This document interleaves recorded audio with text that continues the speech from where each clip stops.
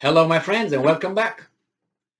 In today's video, I will discuss an article that's talking about China's very cunning business methods.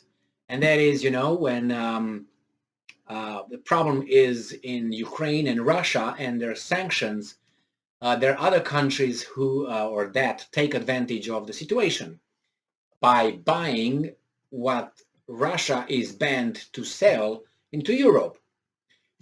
So we got gas, we got oil, and we got some grains too. In this case is coal. So China stepped in and will have the biggest year of their lives buying Russian coal, probably at a very discount price. So this article comes from the Hindu from May 20th, 2022, and this is the title. China's cooking coal imports from Russia hit a record high in April. So I know Russia is isolated, but somehow it manages to sell its oil, gas, grains, coal, all this. It sometimes manages, finds markets, because if someone doesn't buy it, there's going to be someone else going to buy it at a cheaper price. So China's cooking coal imports from Russia surged to a record in April as buyers took advantage of the large discount against their suppliers. Yes, compete. You can't. There you go. Out. The world's biggest coal consumer brought in 1.71 million tons of metallurgical coal from Russia last month, more than double the 761,000 tons in the same period in 2021.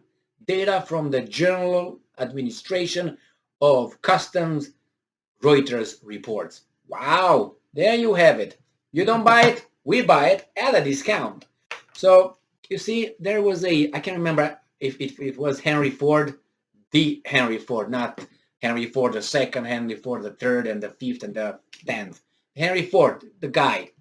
I think he said something like this, that his way of doing business is producing needles, many needles, very cheaply, then producing something, one item, very expensive. So by selling at high frequency, that little pin or needle sold in a great number will amount the one item at a big price. So I guess this is what the Russians are doing right now. They sell their thing, whatever they have, the resources, at a dumping price. Coal, oil, gas, and you can't refuse. It's an offer you can't refuse. So there you go. They're going to kick everybody out of each and every market. So by selling more, they will actually make the same or even more profit for their business by doing that, and eliminate competition by by doing this. I posted two videos, I think, on how much profit the Russian, I think it was oil companies, they made during the past 3 months after sanctions were imposed on them. They doubled their profit or something like that. And it was Saudi Arabia's main oil company over there made a profit of about $100 billion from the beginning of the 2022.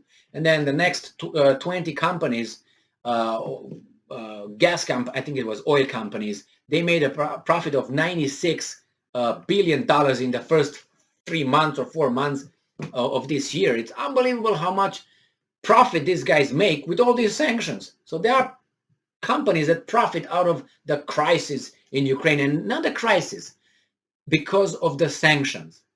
The crisis could have developed as it were. Is the sanctions that disturbed every little thing. And besides, in the meantime, the highest inflation, the slowest economic growth, the smallest expansion of economies is in the guys who shot themselves in the foot at the pressure of the big guy in the big club. and that's European Union. European Union just had to do that. They shot themselves in the foot because they told them to do it. And they did it because, as the Russians said many times, we're going to talk to you when you really have an independent, sovereign foreign policy. And you're not the vassal states of Zimbabwe across the Atlantic. All right? So, look, and in the meantime, when the European Union kicked the Russian oil, Russian gas out, guess who came back to fill the void?